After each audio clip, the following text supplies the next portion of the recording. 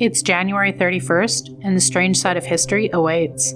Today, we have a living creature hurled into the unknown, a sudden offense that proved a war was far from under control, and a conspirator torn from history by his execution.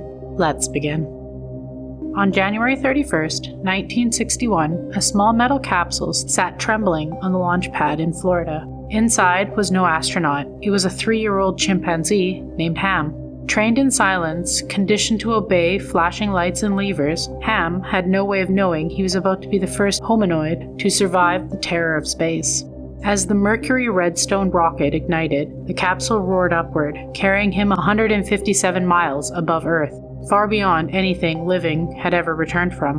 For over 6 minutes, Ham floated in the weightlessness, still pulling levers on command, proving that thought, focus, and survival were possible where humans feared to go. But something was wrong. The capsule began to overheat, pressure dropped, and during re-entry, Ham was slammed into the ground at nearly 15 times the force of gravity, far more than planned. Any mistake would have meant a silent coffin falling into the ocean. But when his capsule was finally opened, Ham was alive, bruised, dehydrated, but breathing. His survival cleared a path for human spaceflight, yet Ham would never understand the legacy.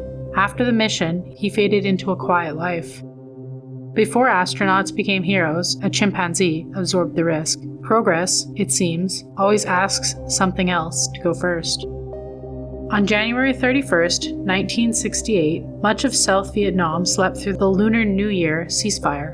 The war exploded everywhere at once. In the darkness, North Vietnamese forces and the Viet Cong launched the Tet Offensive, a massive coordinated assault on more than 100 cities, towns, and military bases. Even the U.S. Embassy in Saigon was breached, its walls no longer protecting the illusion of control. For many months, Americans had been told the enemy was weakening, victory was assured, and close. But live televisions told a different story. In the ancient city of Hue, fighting dragged on for weeks. Streets were reduced to rubble and civilians vanished. Reporters watched as entire neighborhoods were erased in the name of saving them.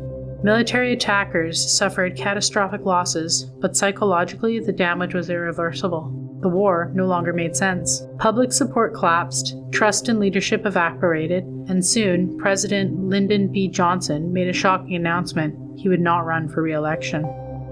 The Tet Offensive failed on the battlefield, but it succeeded in something far more powerful. It proved that the war could not be won, and from that night forward, the end had already begun. On January 31st, 1606, dawn broke over London with a silence that felt intentional. A scaffolding was waiting, just steps away from a seat of power that had almost been reduced to ash. Standing in its center was Guy Fawkes, a man found guarding 36 barrels of gunpowder beneath Parliament.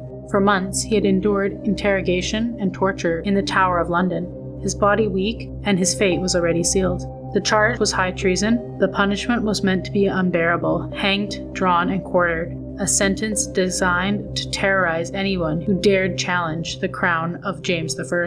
As the crowd watched, he climbed the ladder to the gallows. He knew what came next, and in a final, desperate act, he leapt. The rope snapped tight, and his neck broke instantly. He escaped the full ritual of the death, but not history. The gunpowder plot had failed. Parliament still stood, yet fear lingered so deeply that England would remember it forever. The man, meant to vanish, became a symbol, and every year, flames remind the world how close power came to destruction. Another day, another strange bite from history. Like, comment, and subscribe. Your next eerie dose is just a day away.